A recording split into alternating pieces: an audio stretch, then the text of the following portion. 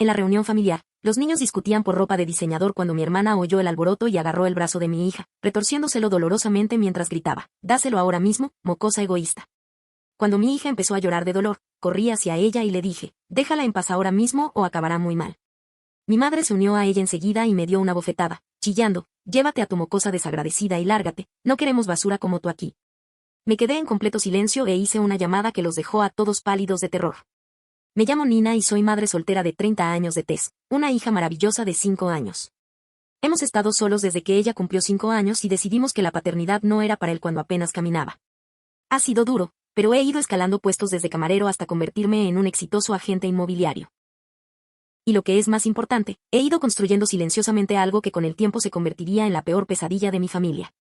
Mi familia siempre me ha tratado como la oveja negra. Mi hermana Elena, 3 años mayor, siempre fue la niña mimada. Se casó con su novio de la universidad, Wesley Wright, después de graduarse, tuvo 2 hijos, Brandon, de 7 años, y Sophia, de 6, y se mudó a una mansión en las afueras. Mi madre, Verónica, nunca perdía la oportunidad de compararnos, siempre señalando cómo Elena había logrado algo mientras yo pasaba por momentos difíciles. La reunión se celebró en la casa de piernas de mi tío, el mismo lugar donde nos reuníamos cada verano desde que era niña. Casi no fui, pero Tess estaba emocionada por ver a sus primos, y pensé que era hora de volver a aparecer. Había estado evitando estas reuniones durante los últimos 2 años, alegando compromisos de trabajo, pero la verdad era que no soportaba las constantes críticas y las burlas de Wesley. Tess estaba guapísima ese día con su nuevo vestido rosa de verano, nada del otro mundo, algo que había comprado en Target, pero se sentía como una princesa. También le había comprado un pequeño bolso de diseñador, un bolso Coach que encontré en una tienda outlet. Era un poco extravagante, pero últimamente se había portado tan bien que quería mimarla un poco.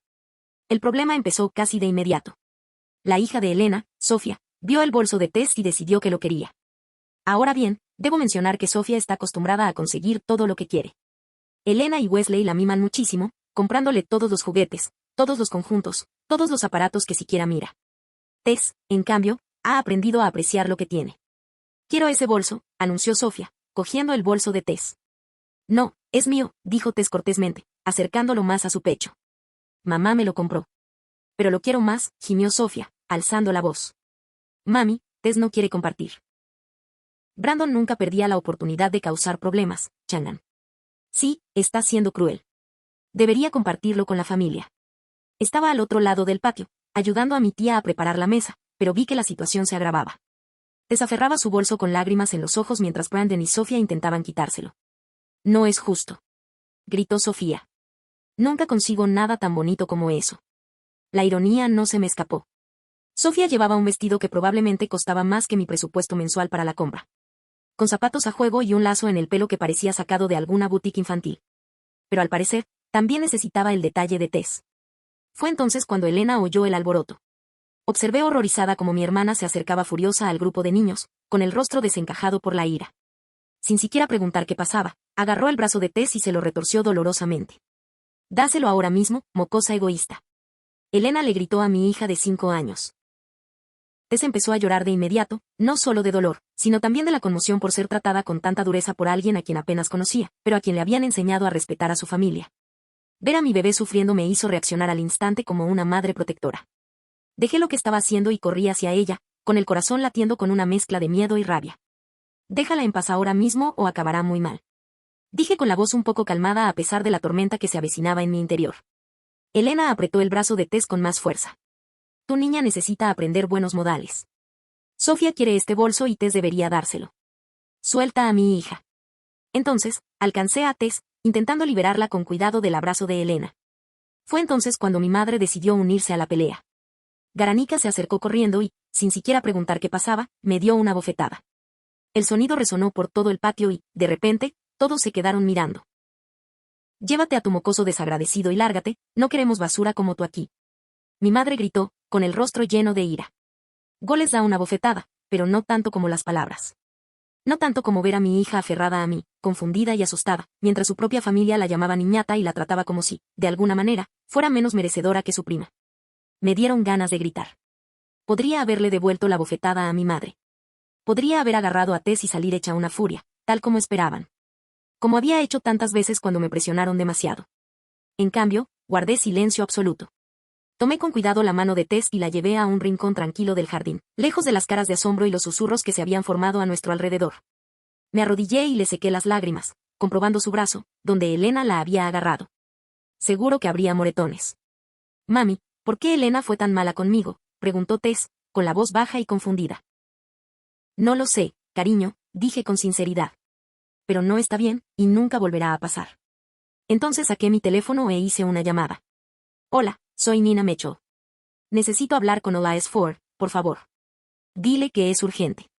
Observé cómo mi familia continuaba su reunión, la mayoría me miraba fijamente, pero ninguno se molestó en ver cómo estaba Tess ni en disculparse por lo sucedido. Mi madre estaba cerca de la mesa de la comida, probablemente inventando historias para hacerme quedar como el villano. Elena consolaba a Sofía, que seguía llorando por no haber conseguido el bolso que quería.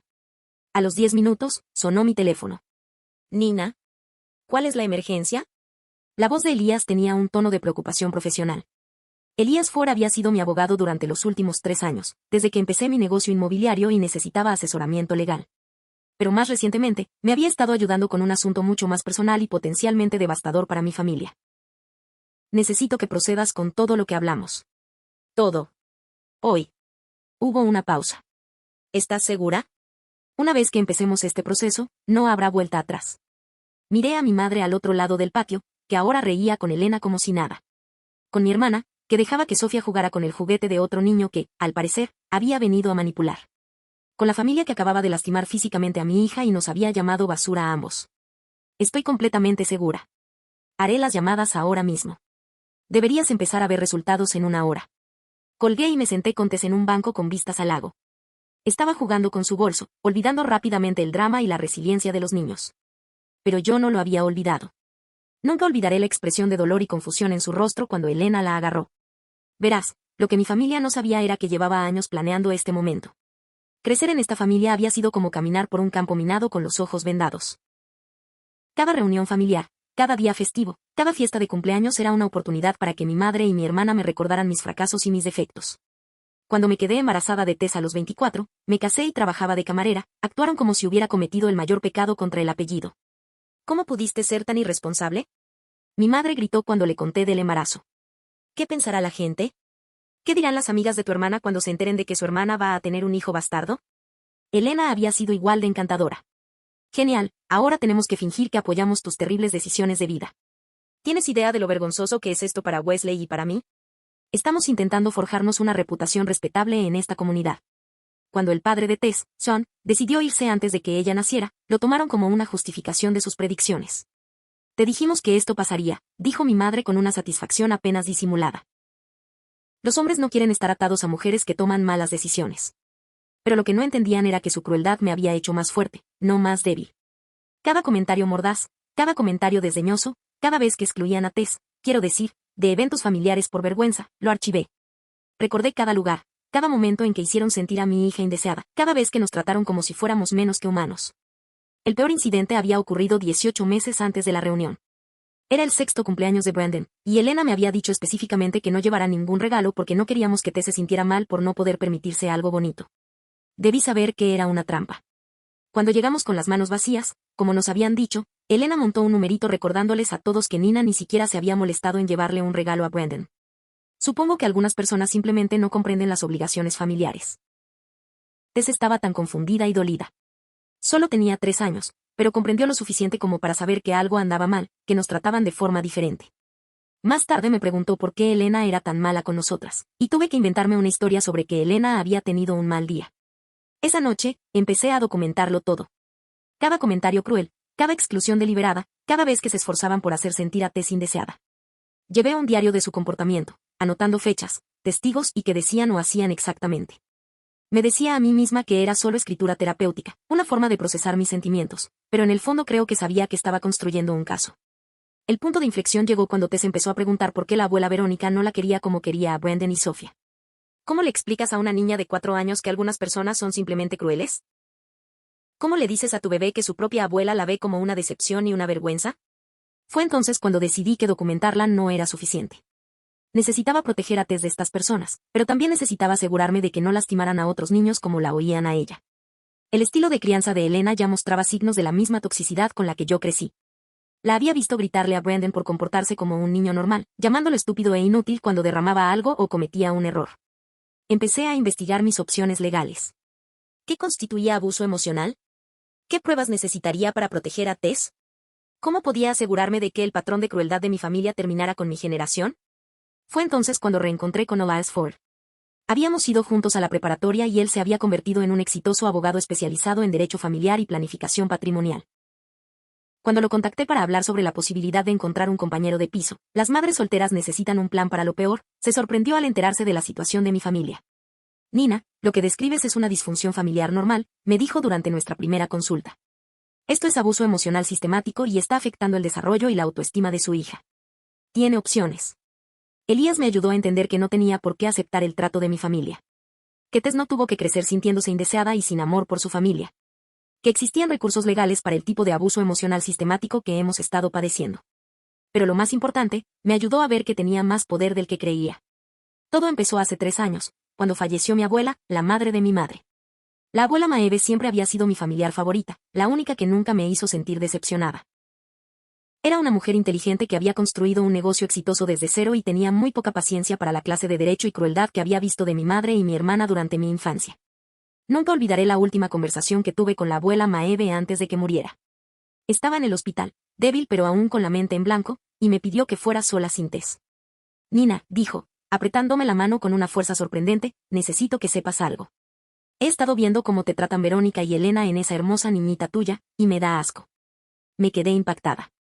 Me esforcé mucho por ocultarle la dinámica familiar, para no cargarla con nuestros problemas en sus últimos días. Abuela, no tienes por qué preocuparte. Calla, interrumpió. Llevo 89 años aquí y reconozco la crueldad cuando la veo. Tu madre siempre ha sido celosa y rencorosa, pero espero que lo haya superado con el tiempo. En cambio, ha empeorado, y ahora le está enseñando a Elena a hacer igual. Hizo una pausa, respirando con dificultad, y luego continuó. He cambiado mi testamento, Nina. Te lo dejo todo. No porque no quiera al resto de la familia, sino porque eres la única que entiende el valor de la bondad y el trabajo duro. Eres la única que usará lo que he construido para ayudar a los demás en lugar de alimentar su ego. Empecé a protestar, pero ella alzó la mano débilmente. Verónica espera heredar todo porque es la mayor. Elena espera recibir una herencia cuantiosa para pagar esa casa ridícula y ese estilo de vida que no pueden permitirse, pero ninguno de los dos ha trabajado jamás. Ninguno ha luchado, se ha sacrificado ni ha tenido que construir algo de la nada. Me apretó la mano de nuevo. Lo has hecho, Nina. Has construido una buena vida y has superado la prueba a pesar de no tener ayuda de nadie. Has sido amable y generosa a pesar del trato horrible que te dieron quienes deberían amarte y apoyarte. Ese es el tipo de persona que merece continuar mi legado. Para entonces, yo estaba llorando, abrumada por su fe en mí y su comprensión de lo que he estado pasando. Hay algo más, continuó. He estado observando a Verónica administrar algunos de mis asuntos financieros estos últimos años, y no me gusta lo que veo. Pequeñas cantidades desaparecidas, gastos cuestionables, pagos a ella misma sin autorización. Lo he estado documentando todo. Metió la mano en su mesita de noche y sacó una carpeta gruesa. Esta es toda la evidencia que dejarás cuando llegue el momento. He contratado a un investigador privado para verificarlo todo. Tu madre me está robando, Nina, y cree que soy demasiado mayor y estoy demasiado confundida para darme cuenta. Mi abuela murió 3 días después, y al redactar su testamento, la explosión familiar fue aún peor de lo que esperaba. Mi madre le gritó al abogado, acusándolo de falsificar documentos. Lena montó una rabieta que habría sido vergonzosa para una niña de 5 años, y más aún para una mujer adulta. ¡Qué ridículo! Mi madre gritó. Nina no se merece esto. Es una madre soltera sin educación ni futuro. Yo soy la hija mayor. Todo debería venir a mí. Probablemente sedujo a algún anciano para que cambiara el testamento, añadió Elena con veneno. Mamá no le dejaría todo a ella. Nina nunca ha logrado nada en su vida. El abogado, un señor mayor que conocía a mi abuela desde hacía décadas, se mantuvo profesional pero firme. El testamento es completamente legal y se otorgó con todos los testigos. La señora Maeve estaba en su sano juicio y dejó muy claros sus deseos. Pero había una condición, como mi abuela me había advertido. El testamento especificaba que no obtendría el control total de la herencia hasta que cumpliera 35 años, aún faltaban 3 años para que cumpliera. Mientras tanto, el patrimonio sería administrado por un fideicomiso, con mi madre como una de las fideicomisarias junto con el abogado de la familia. Al menos Verónica podrá evitar que Nina lo malgaste todo antes de tener la madurez suficiente para asumir esta responsabilidad. Una de mis tías murmuró, intentando suavizar el drama familiar. Lo que ninguno de ellos sabía era que mi abuela había previsto que este acuerdo pudiera ser problemático. Me dejó instrucciones específicas sobre la supervisión del fideicomiso, junto con la información de contacto del investigador privado que había contratado y registros detallados de las irregularidades financieras previas de mi madre. Si Verónica continúa con su patrón de robo, tendrá motivos para destituirla como fideicomisaria y tomar el control anticipado de su herencia. La abuela Maeve me había escrito en una carta privada que me dejó con su abogado. Pero tendrás que tener paciencia y construir un caso sólido. Documenta todo. Así que eso fue exactamente lo que hice. Durante 3 años, supervisé discretamente cada transacción, cada gasto y cada decisión del fideicomiso. Alliance me ayudó a entender qué buscar y cómo construir un caso legal sólido ante los tribunales. Mi madre se creía astuta al aceptar pequeñas cantidades que, según ella, pasarían desapercibidas. Unos cientos por aquí para gastos administrativos, 1000 por allá para el mantenimiento de la propiedad, cantidades mayores en honorarios de consultoría que no se podían verificar. En 3 años, el mejor total ascendía a casi $150,000. Ella financiaba su estilo de vida con mi herencia, compraba muebles nuevos, se tomaba vacaciones caras e incluso pagaba las tarjetas de crédito de Elena. Todo disfrazado de gastos legítimos del fideicomiso, cuidadosamente documentado por Elías y por mí. Mientras tanto, yo construía mi propia vida y mi carrera. Los ingresos de la herencia, que legítimamente eran míos, me permitieron volver a estudiar y obtener mi licencia de agente inmobiliario. En 2 años, ganaba más dinero del que jamás soñé. Compré una casa pequeña para Tess y para mí, comencé a crear un fondo para su universidad y a planificar el día en que pudiera tomar el control total del legado de mi abuela. Pero lo más importante es que estaba aprendiendo a valorarme y a enseñarle a Tess a valorarse a sí misma. Empezamos a ir a terapia juntas, trabajando en el daño que años de crueldad familiar nos habían infligido. Tess aprendió que merecía amor y respeto, y yo aprendí que no tenía por qué aceptar un comportamiento inaceptable solo porque viniera de familiares. La terapeuta, la doctora Naomi Fields, me ayudó a comprender que el trato que mi familia les daba a Tess y a él no era solo una forma de intimidación, sino una forma de abuso sistemático diseñado para que nos sintiéramos impotentes y dependientes. Necesitan que creas que no vales nada, explicó, porque si conocieras tu verdadero valor, no tolerarías su comportamiento. Esas sesiones de terapia me dieron la fuerza para empezar a establecer límites. Dejé de asistir a todas las reuniones familiares donde Tess y yo éramos maltratadas. Dejé de aceptar los préstamos de mi madre, que implicaban condiciones y culpa. Dejé de intentar ganarme su aprobación y empecé a concentrarme en construir una vida que nos hiciera felices a Tess y a mí. Cuanto más independiente me volvía, más se enojaba mi familia. Estaban perdiendo su saco de boxeo favorito, y no les gustaba. Las llamadas se volvieron. Mi madre me llamaba llorando porque estaba destruyendo a la familia al no asistir a todas las reuniones. Elena me dejaba mensajes de voz acusándome de creerme mejor que los demás porque había dejado de tolerar sus abusos. Antes eras tan dulce y amable, se quejó mi madre durante una llamada particularmente desagradable. Ahora eres fría y egoísta. ¿Qué pasó con la hija que crié? Lo que pasó fue que finalmente aprendí que merecía algo mejor. Lo que pasó fue que me di cuenta de que mi deber como madre era proteger a Tess del mismo trato que yo sufrí. Lo que pasó fue que dejé de temer su desaprobación y empecé a temer transmitirle su toxicidad a mi hija. La gota que colmó el vaso llegó 10 meses antes de la reunión, en la fiesta de nuestro 7º cumpleaños. Elena se había olvidado de invitarnos a Tess y a mí, alegando que fue solo un descuido.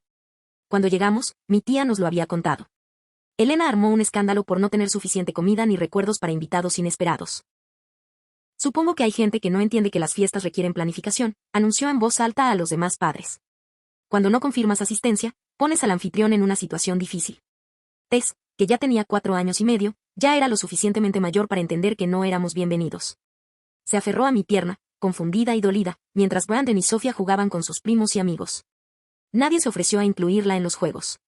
Nadie se aseguró de que le dieran un trozo de pastel. Se pasó toda la fiesta sentada a mi lado, viendo a otros niños divertirse mientras la excluían sistemáticamente. Esa noche, me preguntó por qué los amigos de Brandon y Sofía eran malos con ella. ¿Cómo le explicas a una niña de 4 años que los adultos habían envenenado a sus hijos en su contra? ¿Cómo le dices a tu bebé que algunas personas la odiarán sin más razón que las circunstancias de su nacimiento? Fue entonces cuando decidí que la fase de documentación había terminado.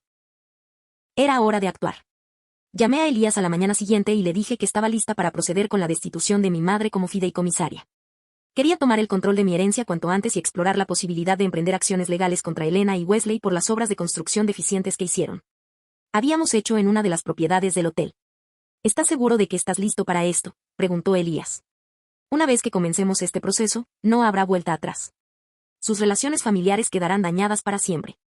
Miré a Tess, que jugaba tranquilamente con sus muñecas, y pensé en su carita de confusión en la fiesta de cumpleaños.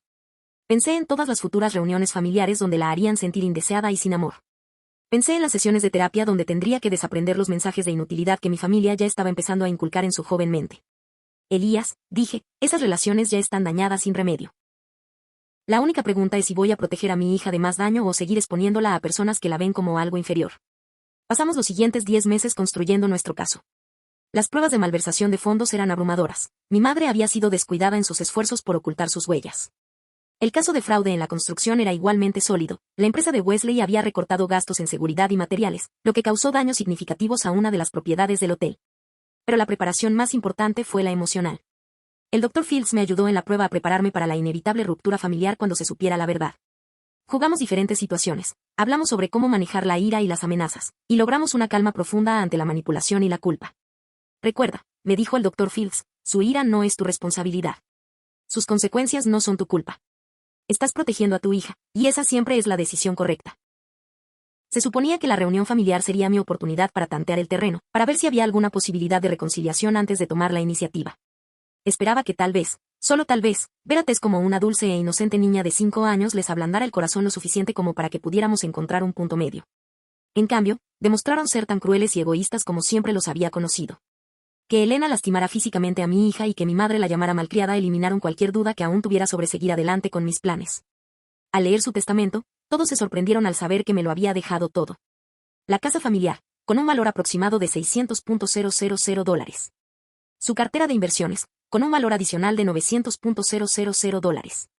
Y, lo más importante, su negocio, una pequeña pero rentable cadena de hoteles boutique que construyó a lo largo de 40 años. Mi madre estaba furiosa, por supuesto. Esperaba heredar todo por ser la hija mayor. Elena estaba igualmente indignada, pues ya había gastado dinero que no tenía, suponiendo que recibiría una herencia cuantiosa. Pero la abuela Maeve había sido muy clara en su testamento. Me lo dejó todo porque, como ella misma lo expresó, Mina es la única en esta familia que entiende el valor del trabajo duro y de tratar a los demás con amabilidad. Sin embargo, había una condición. El testamento especificaba que no obtendría el control total de la herencia hasta que cumpliera 33 años, aún faltaban 3 años. Mientras tanto, un fideicomiso administraba el patrimonio, y los ingresos se guardaban en mi nombre. Mi madre había sido nombrada fideicomisaria, junto con un abogado de la familia, y recibía unos modestos honorarios por sus servicios. Lo que mi madre no sabía era que yo había estado preparando discretamente un caso para que la destituyeran como fideicomisaria. Verán, en su furia por no heredar nada, mi madre había estado desviando dinero del fideicomiso. No grandes cantidades, era demasiado lista para eso, sino pequeños retiros regulares que clasificaba como gastos administrativos o de mantenimiento de la propiedad. En 3 años, había robado casi $75,000. Se creía astuta, pero me había subestimado. Yo había estado documentando cuidadosamente cada retiro irregular, cada gasto cuestionable, cada vez que usaba el dinero del fideicomiso para sus propios fines. Elías me había estado ayudando a construir un caso irrefutable de fraude e incumplimiento del deber fiduciario. El plan era esperar hasta cerca de mi 35º cumpleaños para actuar, pero ver a mi hermana lastimar a mi hija y a mi madre llamarme basura aceleró considerablemente mi proceso. Aproximadamente 1 hora después de mi llamada, vi cómo mi madre palidecía al sonar el teléfono. Contestó con vacilación, y vi cómo su expresión pasaba de la confusión al pánico cuando quienquiera que estuviera al otro lado habló. Colgó y llamó inmediatamente a otra persona, probablemente a su propio abogado, si no me equivoco. La fiscalía acababa de informarle que estaba siendo investigada por malversación de fondos e incumplimiento del deber fiduciario. 20 minutos después, sonó el teléfono de Elena. De Ben Wesley. Ben, mi tío. El ambiente de la fiesta estaba cambiando. La gente empezaba a susurrar más, y varios familiares no dejaban de mirarme y de hacerme pruebas con expresiones que iban desde la confusión hasta la preocupación. Mi teléfono vibró con un mensaje de Elías. Pruebas de malversación presentadas a la fiscalía. Demanda de construcción presentada en un tribunal civil. Se presentó una solicitud de destitución del síndico ante el tribunal sucesorio. Su tramitación tardará varios meses, pero todo está oficialmente en marcha. Sentí una gran satisfacción. Los asuntos legales estaban en marcha, y ya no habría forma de detenerlos. Verás, Wesley trabajaba en construcción comercial, y su empresa había sido contratada hacía 18 meses para realizar reformas en uno de los hoteles de mi abuela. El trabajo había sido deficiente, se habían ahorrado gastos, se habían usado y especificado materiales más baratos y se habían ignorado los protocolos de seguridad. Cuando los problemas se hicieron evidentes, la empresa de Wesley se negó a solucionarlos adecuadamente, alegando que se trataba de un asentamiento normal y no de responsabilidad. El hotel tuvo que cerrar durante 2 meses para realizar las reparaciones necesarias, lo que le costó al fideicomiso casi $120,000 en pérdidas de ingresos y costos adicionales de reparación. Elías había estado presentando una demanda contra la empresa de Wesley por incumplimiento de contrato, fraude y prácticas negligentes de construcción. Elena, socia de Wesley y encargada de las finanzas y la gestión del proyecto, era igualmente responsable. Estaba tan absorto en mis pensamientos que casi me pierdo el momento en que mi madre cruzó el patio corriendo hacia mí. ¿Qué hiciste? Siseó, con el rostro lleno de ira y pánico. La miré con calma. No sé a qué te refieres. No te hagas la tonta conmigo, Nina. Acaba de llamar la fiscalía y me están investigando por malversación de fondos. ¿Qué mentiras le has estado contando a la gente? Nada de mentiras, mamá. Solo hechos. Su mano se crispó como si quisiera abofetearme otra vez, pero esta vez había demasiados testigos. Maldita zorra vengativa. Después de todo lo que hemos hecho por ti, ¿qué has hecho exactamente por mí? Pregunté, con la voz aún viva. Además de robarme la herencia y dejar que Elena lastimara a mi hija. No robamos nada. Ese dinero era para gastos legítimos. ¿Tus vacaciones a Hawái fueron un gasto legítimo del fideicomiso? ¿Y el coche nuevo que compraste el mes pasado?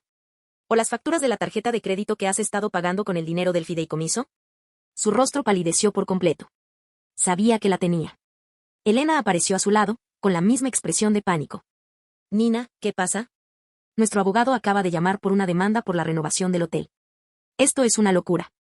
En realidad, es justo como dije, levantándome y tomando la mano de Tess. ¿De verdad creíste que no habría consecuencias por tus acciones? ¿Qué acciones?, preguntó Elena. Hicimos las obras del hotel exactamente como lo estipulamos. Utilizaron materiales de baja calidad, ignoraron los códigos de seguridad y, cuando los problemas se hicieron evidentes, se negaron a solucionarlos. El hotel tuvo que cerrar 2 meses por negligencia de su empresa. Esto le costó al fideicomiso casi $120,000. Eso es ridículo. Esos problemas no fueron culpa nuestra. Entonces no tendrás problema en explicárselo a un juez. Para entonces, toda la reunión familiar había dejado de fingir que no escuchaban.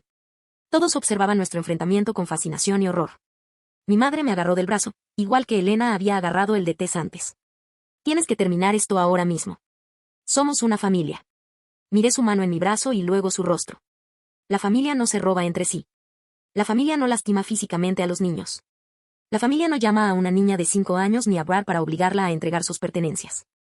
Eso fue solo un malentendido. No, mamá. Eso fue una agresión. En una niña. Mi niña. Suavemente aparté su mano de mi brazo y levanté a Tess. Nos vamos. El fiscal les hablará sobre la investigación criminal por inversión. Elena y Wesley les hablarán de mi abogado sobre la demanda civil. Y todos ustedes escucharán de los servicios de protección infantil sobre lo que sucedió hoy. La mención de los servicios de protección infantil dejó atónitos a varios familiares. Elena parecía a punto de desmayarse. No te atreverías a llamar a la CPS por tu propia familia, susurró mi madre. Ya lo hice. Se toman muy en serio las denuncias de abuso infantil, sobre todo cuando hay testigos. Miré a mi alrededor, a la multitud de familiares. Lo curioso de las reuniones familiares es que mucha gente lo ve todo. Y era cierto. Aunque la mayoría de mi familia se quedó de brazos cruzados viendo cómo Elena lastimaba a Tess y mi madre me abofeteaba, varios quedaron horrorizados por lo que presenciaron. Mi prima Sloan ya se había acercado discretamente a mí para decirme que con gusto declararía ante las autoridades sobre lo que había visto. La esposa de mi tío había tomado fotos de los moretones que se estaban formando en el brazo de Tess.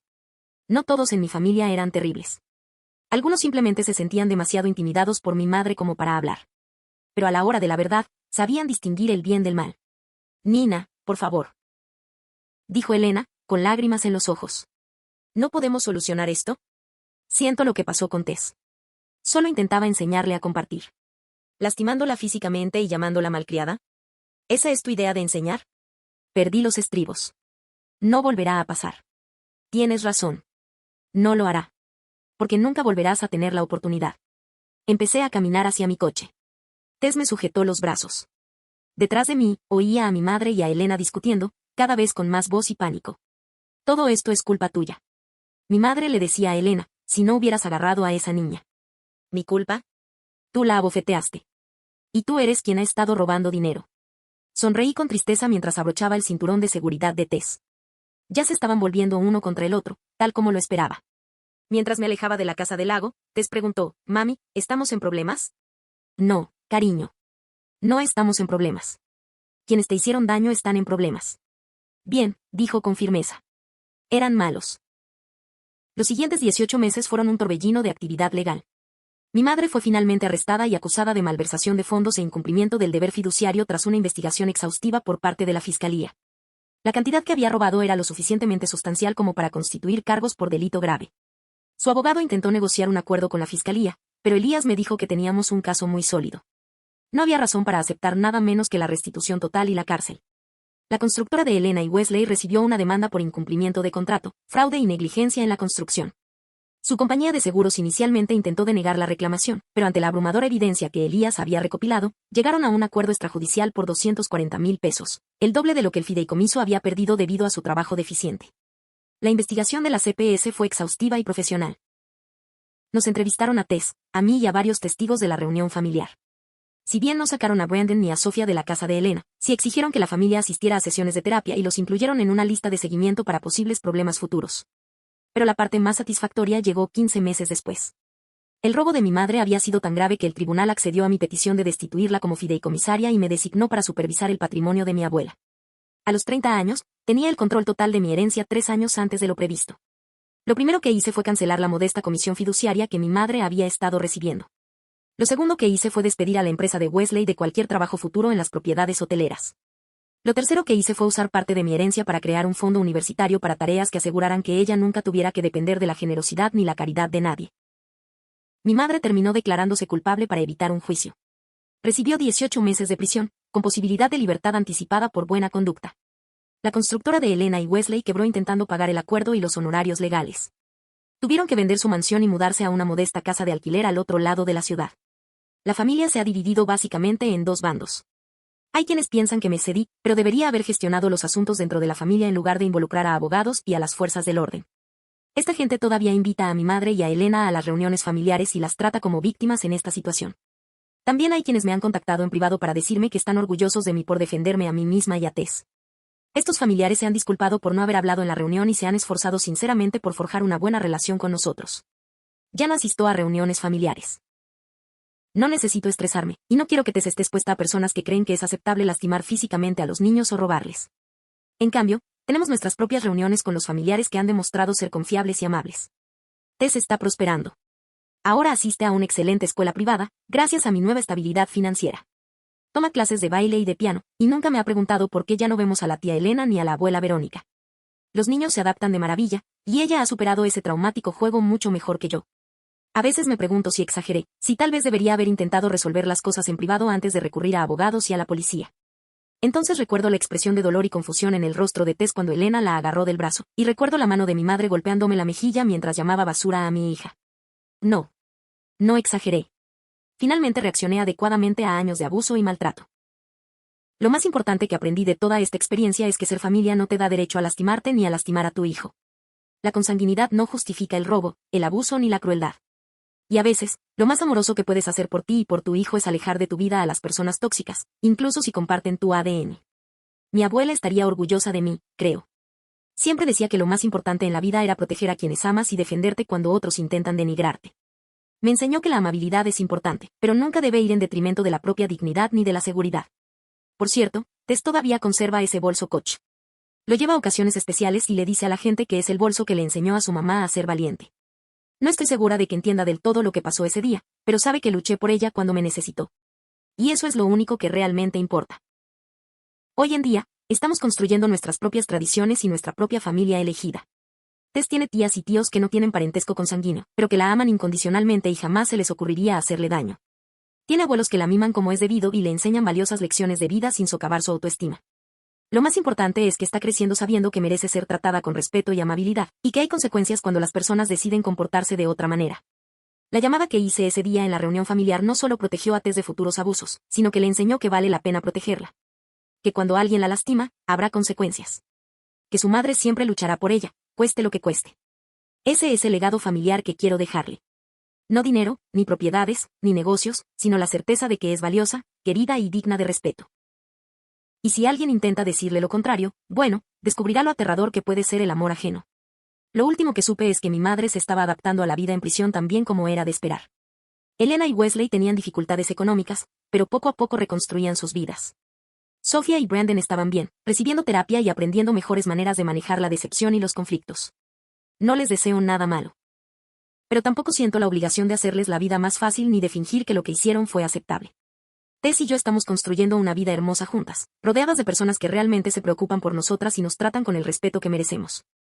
Somos felices, estamos sanas y libres de las dinámicas tóxicas que plagaron mi infancia. Esa llamada lo cambió todo. Puso fin a años de aceptar comportamientos inaceptables y dio inicio a un nuevo capítulo en nuestras vidas, donde Tess crecerá conociendo su valor y sin aceptar menos de lo que merece. A veces, lo más poderoso que puedes hacer es simplemente negarte a aceptar lo inaceptable. A veces, proteger a tu hijo implica tomar decisiones difíciles por las que otros te juzgarán. Y a veces, la mejor venganza no es elaborada ni dramática, es simplemente vivir bien y criar a tu hijo para que conozca su valor. Esa reunión familiar fue la última vez que alguien le puso la mano encima a mi hija con ira. Fue la última vez que alguien la insultaría o intentaría quitarle lo que le pertenece. Fue la última vez que me quedaré de brazos cruzados y dejaré que sus familiares nos traten como si, de alguna manera, mereciéramos menos respeto y amabilidad. Una llamada bastó para cambiarlo todo.